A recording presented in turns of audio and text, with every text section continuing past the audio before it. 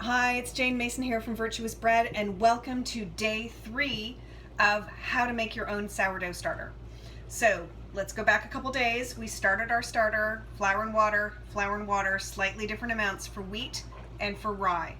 So day 3, I'm going to pick you up and show you what the wheat starter looks like. Okay, there it is. See kind of the bubbles on the top and the slight splitting, which is all perfectly fine.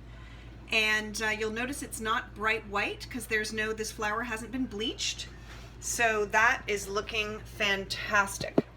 What I'm going to do now, and this is the wheat starter, is I'm going to turn the scale on. The bowl is on a scale. Well, I'm going to turn the scale on. And I'm going to put in another 50 grams of white wheat flour. So every day, day 1, 50 grams of flour, 50 grams of water. Day 2, 50 and 50.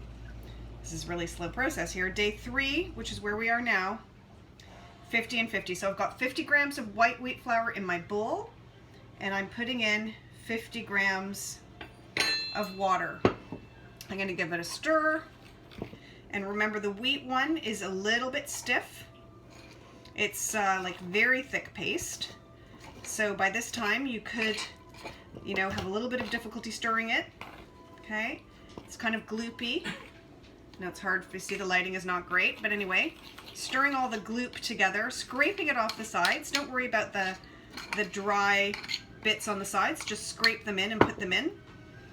And now I'm going to scrape off this spoon, and you'll notice it gets bubbly, perfectly fine. Put the lid on it, which is our plate, and put it aside. And now for the rye starter. So if you look at this one, and again, put you over this. No, I have to turn you the other way. Hang on. This one here, you see, it's very airy, and there are lots of little bubbles in it, which is also great. Good sign. Here we go. Let me prop you up again. Super. So now I'm going to get my rye flour out. And if you remember, the rye flour ratio is a little bit different. The rye flour is twice as much water as flour.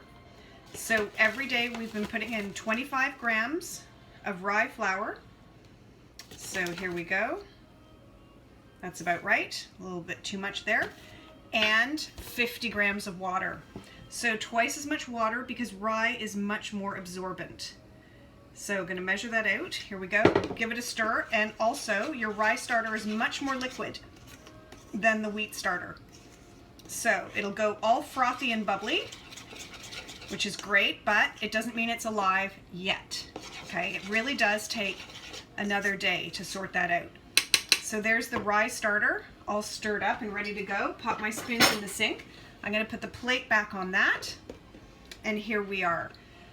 So these are just sitting at room temperature. My parents' house is about 20 degrees Celsius, which is 68 Fahrenheit. If your house is a lot colder than that or dips down at night, you might want to put your starters exactly as they are, but in the oven with just the light on. There's a lot of heat that comes from a light bulb, and that's a perfect and lovely temperature for your starter to do its funky thing.